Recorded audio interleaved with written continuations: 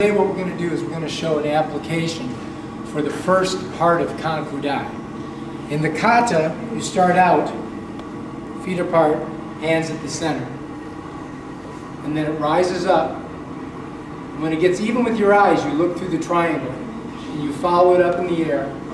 And when it gets to the apex, breaks apart, your gaze comes down center as your hands come around in a circle and finish off even here with the right in between the middle of the left.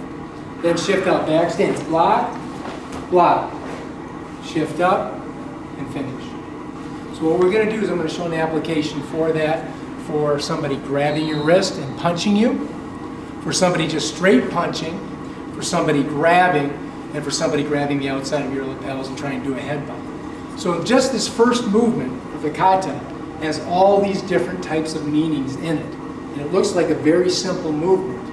But for application of self-defense, it can be very, very effective against a different array of attacks. All right, for the first application, what we're going to show is opposite hand grab, and then an attack by punching to the face by the other hand. A lot of times in a bar fight, or if you go to a situation where somebody's going to attack you, they'll grab you first on the wrist, or on the lapel, or somewhere, and then they'll make a strike with a roundhouse punch. And that's what you see a lot of. So, what we're going to, DJ's going to help us today.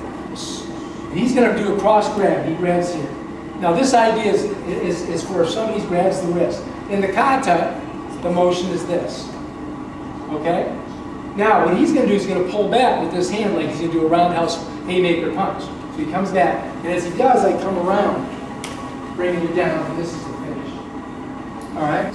Next one is if he's punching. With the left hand he's punching. The punch comes long. This idea. So, in the kata, you bring this around, it's a catch here. So he punches, one. Now, come a little closer so you can see the application of what I'm doing.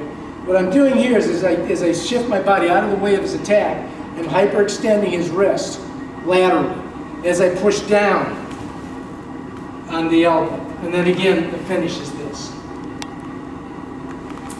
Back up. One more time. He punches. This idea. Okay, good. Okay. Next one is if somebody's grabbing from behind. Now in the kata, we do this motion, right? And then this circular motion, and out and out. But in this, it's a little bit of different application. He grabs, I drop down immediately. This hand comes back, pop, pop, striking. So as the grab comes, one. I also, as I take my hips, I drive them back into his body. Then strike, strike. To get out of the attack, in case he gets hold of it. Now let's say he does grab you. Oh, now I can't do, and I can't lift my arms up, I'm stuck. The application for this, of course, is you drop back, you can stomp. Or grabbing here, and it's a forward front flip where I land on top of him. Drive his head down to the ground. But we're not going to do that because we don't want to kill our elbow. All right, the next thing is somebody does is they can grab the lapels of your jacket and maybe headbutt you. So DJ, come over. So like this, somebody's like they attack like this. Ah! You see that a lot in a barroom fight or in a street fight. So they grab here as he comes. Directly into the throat. As you can see, both of these fingers are pressing right into his throat. Now my hand comes up, just like the kata. I bring the hand around, all the way, and I lock. Here, squeezing. Now, just like the kata, I turn. As you can see, come over here so you can see it's locked. I've locked his arm.